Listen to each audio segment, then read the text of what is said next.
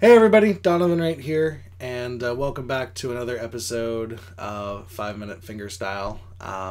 This is the video for August 22nd. This is video number 2. So last week we talked about forward arpeggios, and again that means going from the bass strings to the treble strings.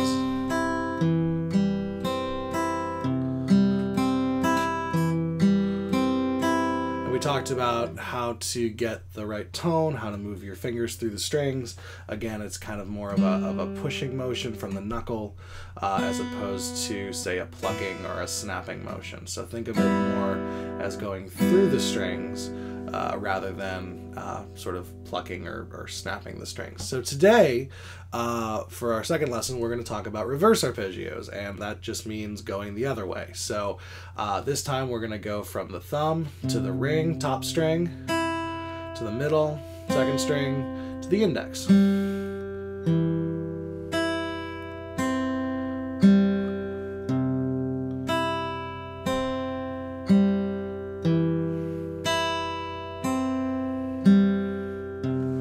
So one of the things about reverse arpeggios is that I can't set my fingers down all at the same time like I could with the forward arpeggios. So one thing I'm going to do is that I'm going to do something called a sequential movement. And what that means is that when my thumb plays, you'll notice that my ring finger sets down on the top string automatically. So the idea is that it's sort of a simultaneous motion. Again, the goal here is to never be off the guitar. Again, notice my thumb is in front. There's a straight curve to my arm. It's not bent or twisted or doing anything kind of weird like that. But again, the idea here is that each finger is going to follow the one that just played.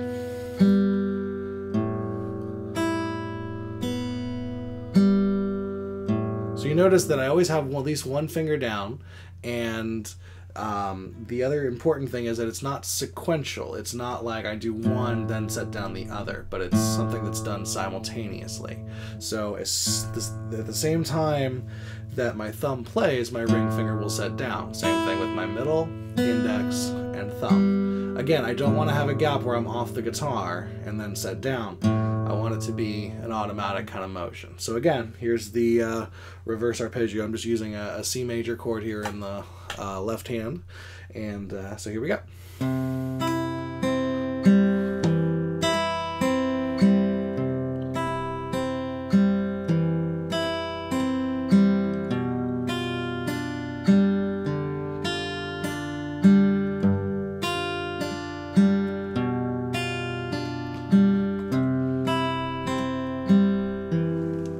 So again, you notice that the motion was very connected, very smooth. I'm still, again, going into my hand. I'm not lifting up my wrist or my shoulder. Everything's very relaxed. And again, this gives me the reverse arpeggio.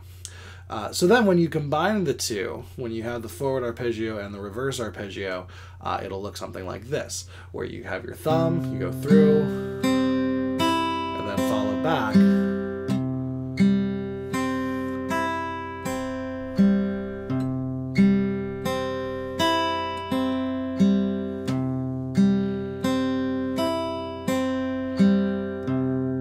So again, the forward arpeggio, everything sets down at the same time on the top 3 strings there, and then comes back sequentially back to the thumb. So that's our lesson for today. If you have any questions, feel free to email me at 5minutefingerstyle@gmail.com. I'll put it down here in the video. Also note that we have a dedicated YouTube channel for these videos. You can still find them on my personal YouTube channel, which is YouTube/Donovan Raitt, or you can find them at YouTube/5minutefingerstyle. If you have any questions regarding anything that I talked about, feel free to email me. And if you have any ideas for topics to cover, please send those in too. I just got one from somebody asking about how to transition from classical guitar to fingerstyle guitar, and that's something that I'm going to cover in next week's video. So please make sure to subscribe to the channel, and please tell people about these lessons. Again, they'll be up with a new video each and every Friday, hopefully. So in the meantime, feel free to stay in touch at my website, donovanraitt.com, and feel free to check out some of my own music I'd really appreciate that. I'm going to leave you with a little clip from a record that I just did, actually a duo record with a violinist friend of mine, doing some duo arrangements from my first record, Strategic Tension. This is an EP that's available through my website for $5 or on donovanraitt.bandcamp.com, and would love for you to check it out. So enjoy the music, and I will see you guys next week. Take care. Bye-bye.